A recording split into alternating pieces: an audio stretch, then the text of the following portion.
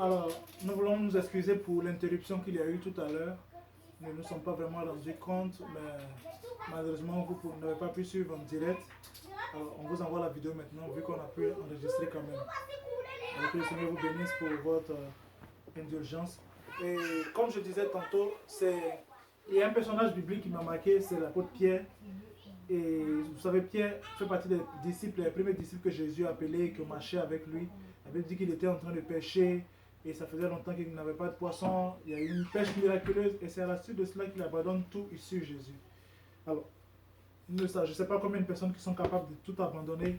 Là, il venait d'avoir plein de poissons et il abandonne tous ses poissons, tout ce qu'il avait pour suivre le Seigneur Jésus. C'est là que le Seigneur nous attend. Il nous attend à une place où nous abandonnons tout ce que nous avons, tout ce que nous sommes, pour que son nom soit glorifié. Et nous devons y arriver. Nous devons y arriver. Nous devons nous dépouiller de toutes ces choses qui nous empêchent d'aimer réellement le Seigneur et le suivre. Parce que le Seigneur a promis prendre soin de ceux qui vont le suivre. A promis prendre soin de ceux qui vont le chercher réellement de tout leur cœur. Amen. Donc l'apôtre Pierre était quelqu'un de très engagé. Quand Jésus lavait les pieds des disciples, il était le premier à se lever et dire non, pas mon pied Jésus, c'est nous qui devons laver tes pieds. Il était toujours en train d'entreprendre. Seigneur, lors de la transfiguration, Seigneur, nous avons dressé une tente ici, une pour toi. Il était toujours en train de prendre des décisions. Pierre était quelqu'un de vraiment particulier et il était aussi quelqu'un de coléreux. Et on le sait tous, quelqu'un de très spontané. Quand il est arrivé quand on a arrêté Jésus dans le jardin de Gethsémane, excusez-moi, il a enlevé son épée et coupé l'oreille du serviteur du sacrificateur. Jésus a fait un miracle là. Mais Pierre s'est retrouvé à une place de sa vie où Jésus lui avait déjà dit: Pierre, tu vas me trahir, tu vas me renier. Il a dit: non, pas moi. Écoutez mes frères, nous sommes enfants de Dieu et nous allons passer par des situations. Le Seigneur ne nous a pas promis que tout sera rose. Nous allons passer par des situations difficiles, par des situations parfois qui vont nous faire fléchir. Mais nous devons prier alors que nous savons que la tentation arrive. Nous devons intercéder. C'est pourquoi nous avons nos rencontres de prière tous les jours à 5h30 et à 17h30. Joignez-vous à nous pour que nous puissions prier ensemble et intercéder. Car la prière du juste est d'une grande efficacité. Amen. Et finalement, Pierre a renié Jésus 3 fois. Et la Bible dit qu'il a pleuré, il a regretté amèrement. Et une chose que nous devons savoir, que tu dois savoir, c'est que par toi-même, tu ne pourras pas vivre le Seigneur. Tu as besoin du Saint-Esprit. Tu as besoin qu'il te remplisse afin que tu puisses le servir. Et la Bible dit que Jésus est mort. Il est ressuscité 3 jours après. Et nous servons un Dieu vivant. Notre Dieu est vivant. Et parce qu'il est vivant, nous avons de l'espoir. Parce qu'il est vivant, nous avons la domination sur le péché. Parce qu'il est vivant, nous savons que nous allons vivre nous aussi. Amen. Et Jésus, avant de monter, a dit à ses disciples: je prierai le Père. Jean 14, 16. Je prierai le Père et il vous donnera un autre consolateur afin qu'il demeure éternellement avec vous. Et dans Actes chapitre 2, on peut voir cette promesse s'accomplir fidèlement. Et dès que la promesse s'accomplit, c'est-à-dire les apôtres sont remplis de la puissance du Saint-Esprit, regardez qui se tient debout et commence à parler. Il s'agit de Pierre. La Bible dit dans Actes chapitre 2, verset 14, alors Pierre, se présentant avec les 11, éleva la voix et leur dit en ces termes: hommes juifs, et vous tous qui se joignez à Jérusalem. Il commence à parler. Lui, Pierre, qui quand on est arrivé pour capturer Jésus, s'est enfui. Lui, Pierre, qui devant la servante a dit: je ne connais pas ce monsieur, je ne l'ai jamais vu. Devant les hommes qui l'accostaient, a dit: non, je ne connais pas ce monsieur, a renié Jésus. Prend la parole devant ces personnes et commence à prêcher avec zèle et éloquence. Seulement le Saint-Esprit peut permettre à quelqu'un d'arriver à cette étape de sa vie. Amen. Et Pierre se met à prêcher. La Bible dit ce jour-là, 3000 personnes se convertissent. Pierre continue de prêcher encore quelques jours plus tard avec Jean. Et 5000 personnes se convertissent. Se convertissent, ça veut dire qu'ils se sont fait baptiser au nom de Jésus dans les eaux du baptême. Et ils ont reçu le don du Saint-Esprit. Amen. Je veux encourager quelqu'un à se relever. Relève-toi d'où tu es tombé. Ne reste pas à terre. Ne reste pas dans ton péché. Ne reste pas ta situation. Ta situation n'est pas lamentable, elle n'est pas pire. Il y a de l'espoir pour toi. Lève la tête et marche. Le Seigneur te donne une chance de te repentir, une chance de te ressaisir. La Bible dit dans Michée 7, le verset 8, ne te réjouis pas, mon sujet, mon ennemi, car si je suis tombé, je me relèverai. Si je suis assis dans les ténèbres, l'Éternel sera ma lumière. L'Éternel est ta lumière ce soir. L'Éternel veut te sauver de ton péché. L'Éternel veut te sauver de toute cette situation. Proverbe 24, le verset 16 dit, 7 fois le juste tombe et il se relève. Et tu tombes une fois, relève-toi.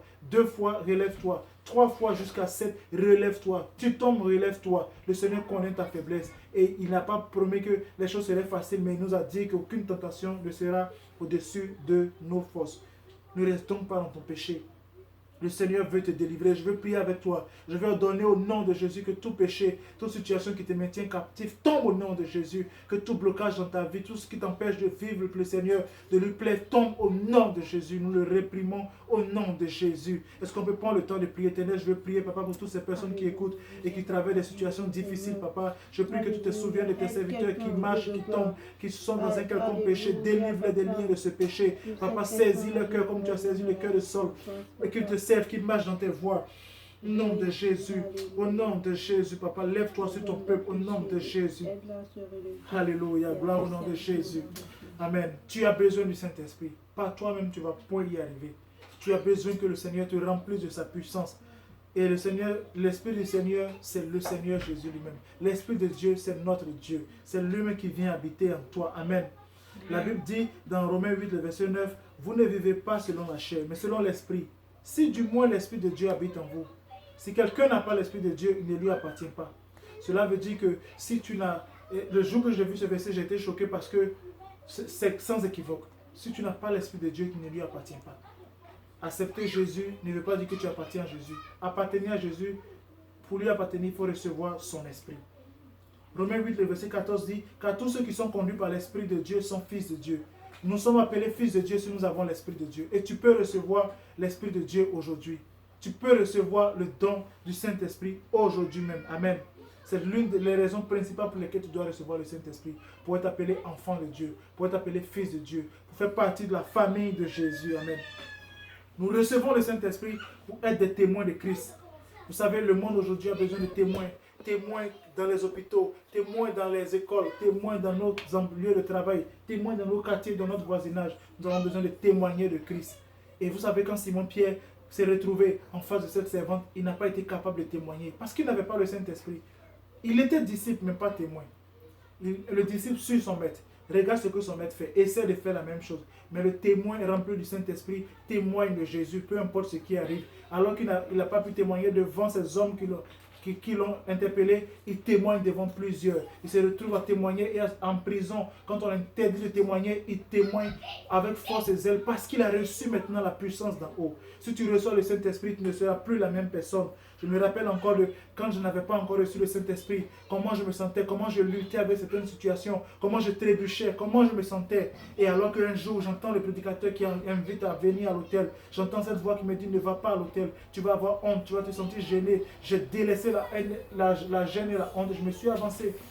Et alors que j'ai levé les mains pour adorer le Seigneur en disant Alléluia, Alléluia, le Saint-Esprit, la puissance de Jésus est tombée sur moi. J'ai pu sentir ce feu consumer en moi, me remplir, ces fleuves d'eau vive couler dans mon sein. Et j'ai commencé à parler en d'autres langues. Et depuis ce jour, j'ai le zèle, un zèle puissant pour vivre pour lui. Avec mon épouse, nous avons le désir de le servir, de marcher dans ses voies. Nous avons la force de tenir ferme. Même quand les épreuves arrivent, nous traversons avec lui.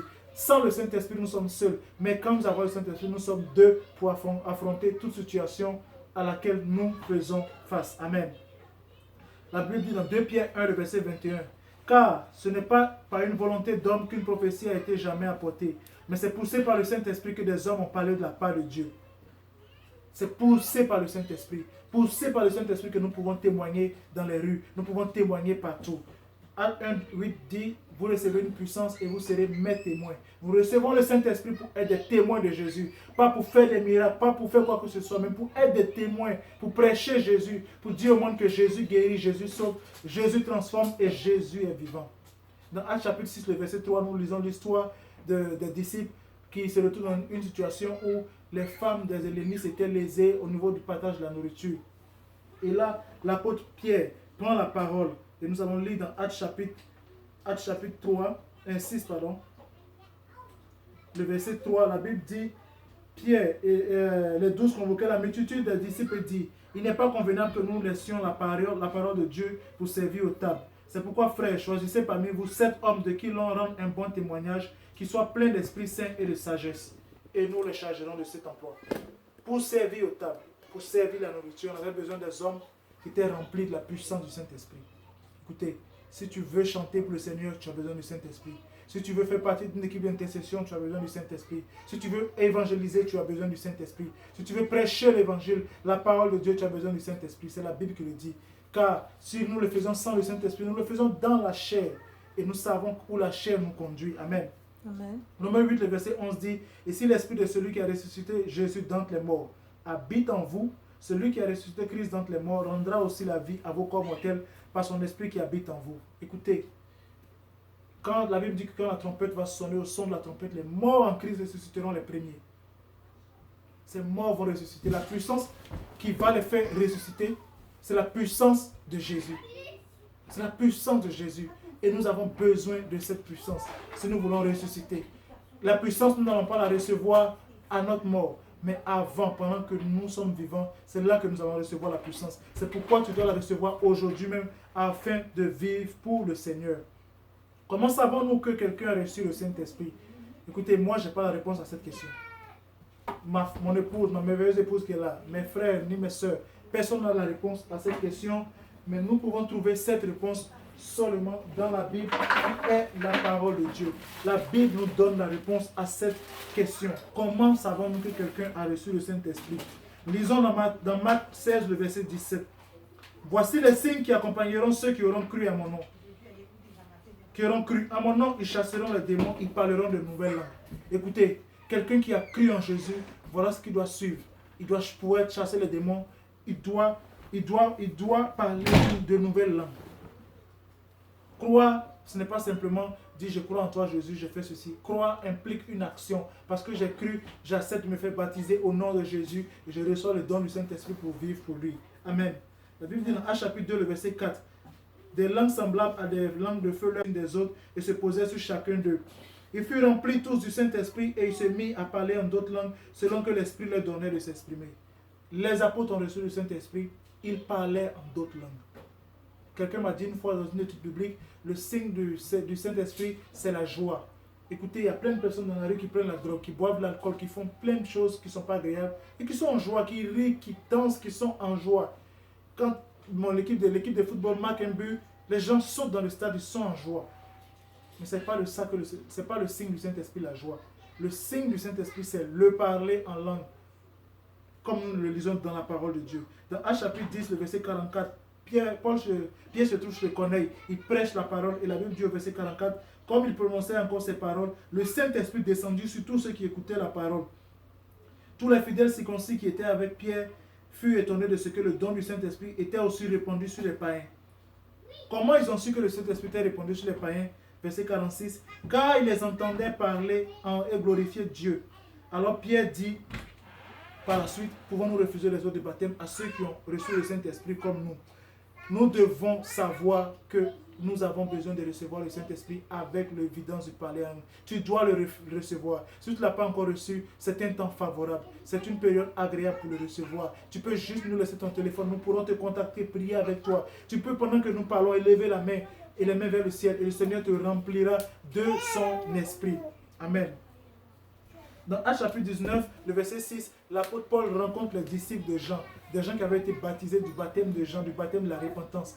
Mais quand Paul les rencontre, la première question qu'il leur pose, c'est: avez-vous reçu le Saint-Esprit quand vous avez cru? Avez-vous reçu le Saint-Esprit quand vous avez cru? Et il lui pose une question: de quel Saint-Esprit parles-tu?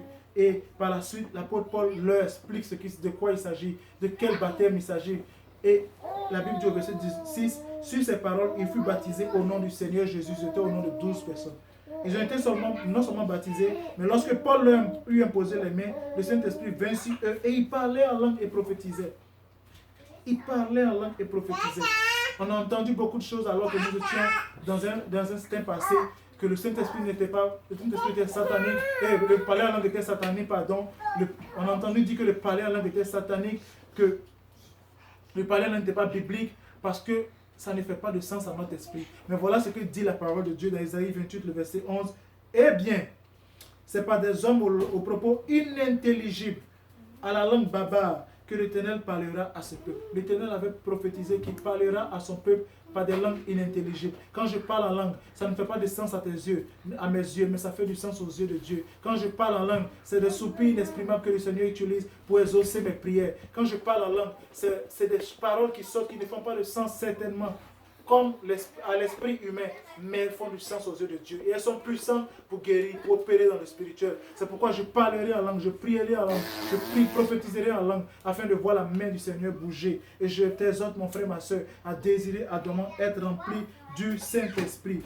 Nous devons être remplis du Saint-Esprit. Tu dois être rempli du Saint-Esprit. Tu dois parler en d'autres langues. Amen. Amen. Et le parler en langue fait partie d'un processus que Jésus mentionne dans Jean 3, qui est la nouvelle naissance. La parole dit dans Jean 3, le verset 5, Jésus répondit, en vérité, je te le dis, si un homme ne naît d'eau et d'esprit, il ne peut entrer dans le royaume de Dieu. Deux étapes principales, naître d'eau et naître d'esprit. La naissance d'eau, c'est le baptême d'eau au nom de Jésus, et non au nom du Père, du Fils et du Saint-Esprit. Pourquoi? Parce que le nom de Jésus est le nom par lequel nous devons être sauvés. La Bible dit dans Actes 4, le verset 12, il n'y a de salut en aucun autre, car il y a sous le ciel. Si tu m'écoutes, ça veut dire que tu es sous le ciel. Si tu es sous le ciel, le nom par lequel nous devons être sauvés, c'est le nom de Jésus. Il n'y a pas d'autre nom. Et nous savons que le nom du Père, c'est Jésus. Le nom du Fils, c'est Jésus. Le nom du Saint-Esprit, c'est Jésus. Nous devons être sauvés par le nom de Jésus. C'est pourquoi tu dois être baptisé d'eau au nom de Jésus et non au nom du Père, du Fils et du Saint-Esprit. Parce que Fils, Père et Saint-Esprit sont des titres. Moi, je m'appelle Boaz, mais je suis père de mes enfants. Et parce que je suis père, c'est un titre.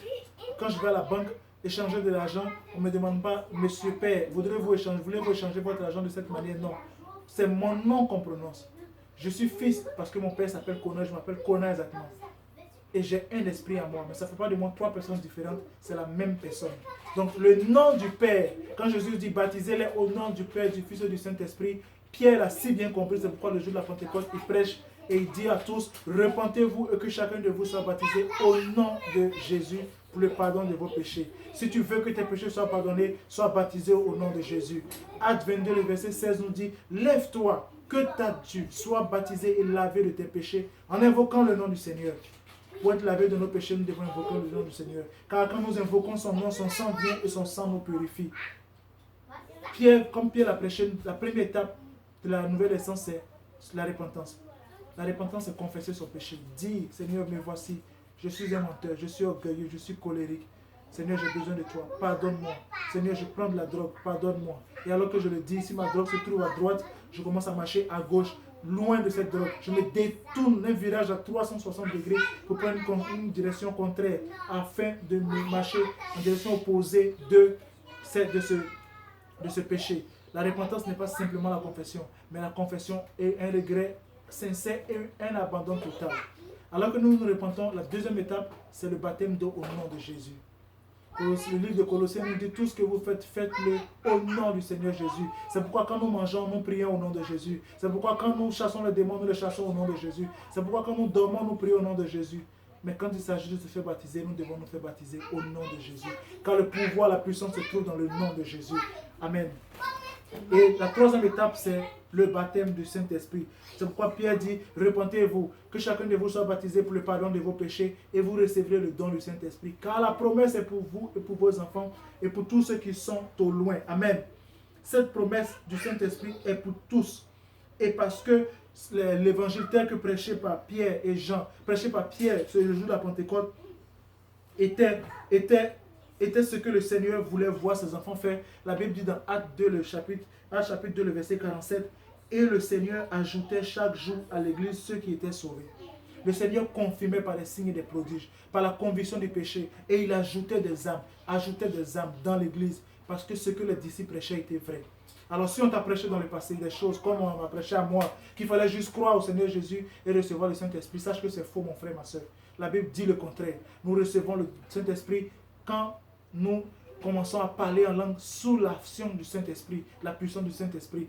Nous sommes nés de nouveau quand nous sommes baptisés d'eau au nom de Jésus. Avant cela, nous repentons de nos péchés. Nous sommes baptisés d'eau au nom de Jésus et nous recevons la puissance du Saint-Esprit. Les disciples sont nés de nouveau de cette même manière. Si ça a été ainsi pour Pierre, Jean, Jacques, pour Paul, pour tous ces disciples, ça sera la même chose pour nous. Car Jésus-Christ est le même hier, aujourd'hui et éternellement. Il ne change pas. Et la parole de Dieu ne change pas. Amen. Dans le livre de Jean, chapitre 21, et je vais lire une partie. Dans le livre de Jean, la Bible dit, qu'est-ce qui se passe? Jésus est mort et il ressuscite. Il n'est pas encore apparu à ses disciples. Ce qui se passe, c'est que Pierre, dont nous parlons tout à l'heure et qui m'a beaucoup marqué, se retrouve avec plusieurs autres disciples au bord du fleuve et il leur dit de l'eau et il leur dit, je vais pêcher. Il retourne à son ancien travail, à ce qu'il faisait avant. Et la Bible dit que les autres lui disent, nous allons avec toi. Écoute mon frère, ma soeur, tu dois faire attention à ta vie. Parce que le jour où tu vas décider de retourner dans tes anciennes choses, dans tes anciennes habitudes, tu risques d'attirer avec toi plusieurs personnes. Et la Bible dit que le Seigneur te redemandera leur sang. Tu dois faire attention à toi. Nous sommes les sacrificateurs, les serviteurs de l'Éternel. Nous devons demeurer fermes. Amen. C'est pourquoi nous avons besoin du Saint-Esprit. En ce moment, l'apôtre Pierre n'avait pas encore le Saint-Esprit. Il n'avait pas encore reçu la puissance du Saint-Esprit. C'est pourquoi il pouvait retourner dans ces choses aussi facilement. Et là, ils s'en vont. Et Jésus arrive, leur dit, enfants, n'avez-vous rien à manger? Verset 5. Il a dit, jetez le filet du côté droit. Et il jette le filet. Alors, le disciple que Jésus aimait dit à Pierre au verset 7, c'est le Seigneur. Et Simon-Pierre, dès qu'il a entendu que c'était le Seigneur, mit son vêtement et sa ceinture, car il était nu, et se jeta à la mer. Écoutez mes frères, ils étaient dans la mer. Écoutez, quand nous n'avons pas encore revêtu le nom de Jésus par les eaux du baptême, quand nous n'avons pas encore reçu le Saint-Esprit, nous sommes nus. Nous sommes nus devant le Seigneur. Et la Bible dit que dans Galates 3, verset 27, vous qui avez reçu, car vous qui avez été baptisés en Christ, vous avez revêtu Christ. Nous avons revêtu un vêtement nouveau. Ce qui fait que quand Christ nous voit, il voit Marie-Flore Jésus, il voit Boaz Jésus, il voit Bénédicte Jésus, il voit Marie Jésus, il voit Nadia Jésus, il voit Darius Jésus. C'est eux qu'il voit parce que tu as revêtu un vêtement nouveau qui s'appelle Christ. Ne reste pas nu dans ton péché. Ne reste pas nu en retournant dans tes offenses. Ne reste pas nu en retournant dans ton ancienne voie. Mais alors que tu entends la voix du Seigneur, n'endurcis pas ton cœur. N'endurcis pas ton cœur. Ouvre ton cœur et obéis à la voix du Seigneur. Au début, je l'ai dit. Le Seigneur a dit aux disciples, attendez à Jérusalem, ne quittez pas la ville.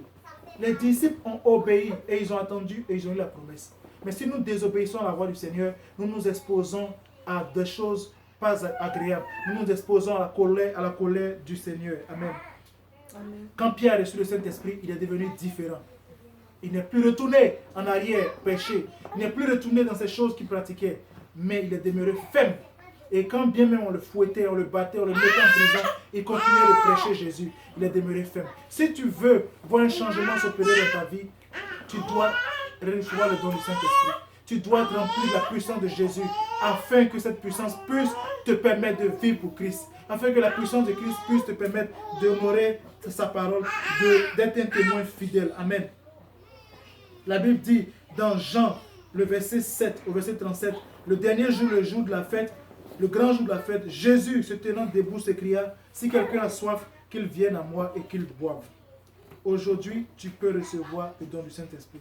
Ça prend juste ta volonté. Ça prend juste que tu désires de tout ton cœur. Tu peux le recevoir pendant que nous sommes en train de prêcher, de parler. Parce que quand Pierre parlait chez Corneille, pendant qu'il prêchait, le Saint-Esprit est descendu sur eux. Quand j'ai reçu le Saint-Esprit, il a changé ma vie. Il a fait de moi une nouvelle personne.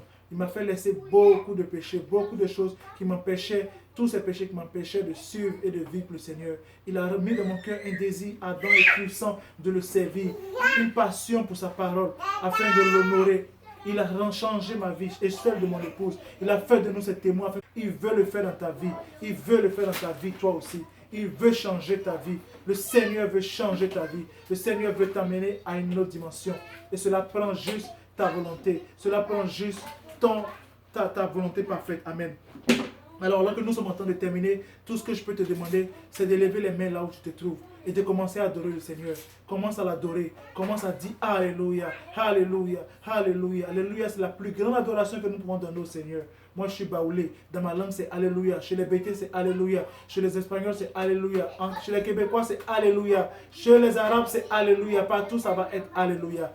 Et alors que tu adores le Seigneur, laisse-le prendre le contrôle de ta langue, afin que tu puisses bénir le Seigneur au travers de ta langue. Et qu'il prendra le contrôle de ta langue, tu commenceras à dire des mots qui ne font pas le sens à ton esprit, comme dit Ésaïe chapitre 28. Mais laisse ces mots sortir et laisse le Seigneur remplir ton sein et t'utiliser pour prophétiser. Le Seigneur veut te remplir ce soir. Ce soir, alors que nous prions, alors que nous allons prier, je veux d'abord qu'on se repente de tous nos péchés. Nous allons prendre le temps de parler au Seigneur et après cela, nous allons adorer le Seigneur. Adore le Seigneur chez toi et adore le Seigneur avec nous. Nous pouvons prendre le temps de prier ce soir. Père, nous venons devant ta face plaider ton sang. Papa, nous venons, nous sommes pécheurs. Dans nos pensées, nous sommes pécheurs. Par nos paroles, par nos actions, nous sommes pécheurs. Nous avons besoin de toi, Jésus. J'ai besoin de toi personnellement. Change mon cœur. Brise l'orgueil dans mon cœur, la colère, la haine, les médisances, les calomnies, les images impures, Papa. Change mon cœur, change ma vie. Délivre-moi de tous ces liens qui m'empêchent de t'honorer, de te servir. Papa, j'ai besoin de toi. Lave-moi par ton sang. Je veux te recommander mes frères et mes soeurs qui écoutent. Papa, sauve quelqu'un de la masturbation. Sauve quelqu'un de la colère. Sauve quelqu'un de l'adultère, de l'impudicité. Sauve quelqu'un de la pornographie. Et ramène-le dans tes voies afin qu'il te serve. Papa, pour celui qui est tombé, relève-le de ses faiblesses. Fortifie-le, donne-lui la force qui tienne sur ses pieds et qui te serve. Papa, nous venons nous repentir sincèrement. Lave-nous par ton sang, purifie-nous, Jésus. Purifie-nous, aide-nous à t'honorer et à te plaire. Au nom de Jésus. Au nom de Jésus. Au nom de Jésus. Au nom de Jésus. Au nom de Jésus. Alors que nous commençons à adorer le Seigneur, je veux t'inviter à adorer le Seigneur. Lève la main, commence à l'adorer. Commence à dire Alléluia.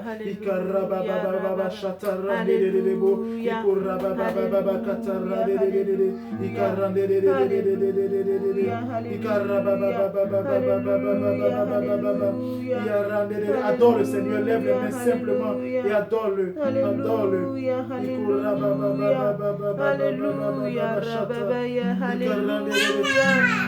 Alléluia, alléluia, Jésus, alléluia, Jésus, alléluia, remplis quelqu'un, Papa, donne la force à ton peuple de tenir ferme dans sa marche avec toi, Papa, donne-nous la force de tenir ferme, au nom de Jésus, alléluia, donne-nous la force de tenir ferme, Jésus, au nom de Jésus, au nom de Jésus, Papa, merci Jésus, merci Seigneur. Quand il descend, oui, tout s'arrête, il y a transfert entre ciel et terre.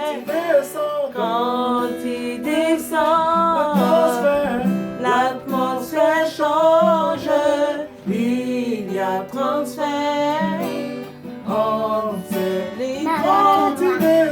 Quand il descend, tout s'arrête. Oui, tout s'arrête. Il y a transfert en ciel et terre. Quand il descend, l'atmosphère change. Il y a transfert en ciel et terre. Le Saint-Esprit est là. Le Saint-Esprit est là. Le Saint-Esprit est là. Le Saint-Esprit est là. Les maladies s'enfuient, les aveugles voient, les paralytiques sont de joie, les stériles enfants, les sourds entendent par sa puissance, les maladies s'enfuient, les aveugles voient, les paralytiques sont de joie, les stériles enfants, les sourds entendent par sa puissance, le Saint-Esprit est là. Oh, le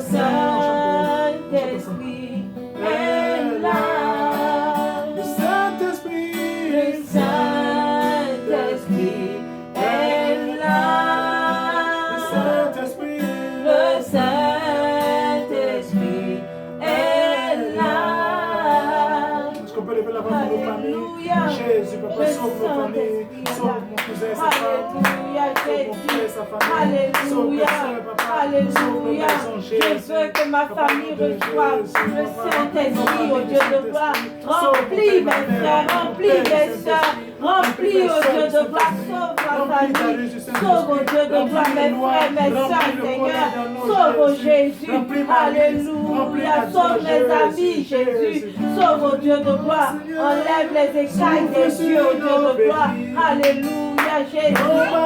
Nos villages, viens toucher nos familles. Maintenant, maintenant, Seigneur, fais connaître le nom qui peut guérir les nations, le nom de Jésus-Christ. Maintenant, maintenant, Seigneur, souffle sur nos pays, envahis nos villages, viens toucher nos familles.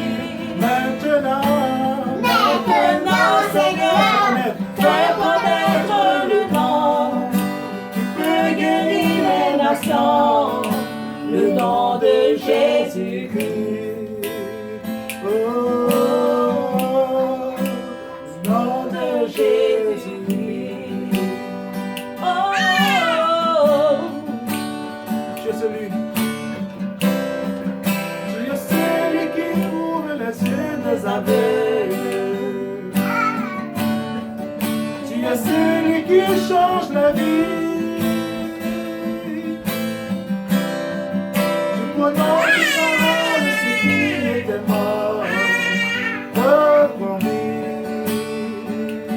Jésus. Tu es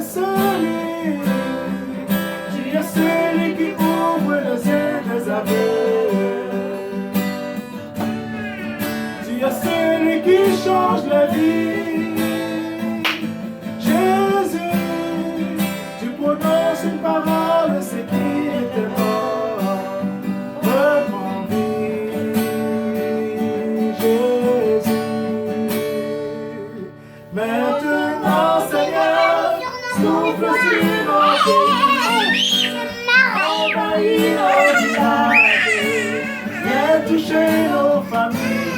Maintenant, maintenant, Seigneur, fais connaître le nom qui peut guérir les nations, le nom de Jésus-Christ. Maintenant, maintenant, Seigneur, souffle sur nos pays, envahis nos villages, viens toucher nos familles. Maintenant, maintenant, Seigneur, fais connaître le nom qui peut guérir les nations, le nom de Jésus-Christ. Oh, le nom de Jésus-Christ. Alléluia, invoquez le nom de Jésus sur vos familles. Merci d'avoir été avec nous dans ce temps de prière. Si vous avez besoin de prière, vous avez besoin du Saint-Esprit, laissez-nous un commentaire, votre nom, votre téléphone, et nous allons prier pour vous et le Seigneur va vous remplir. Que Dieu vous bénisse au nom de Jésus. Amen.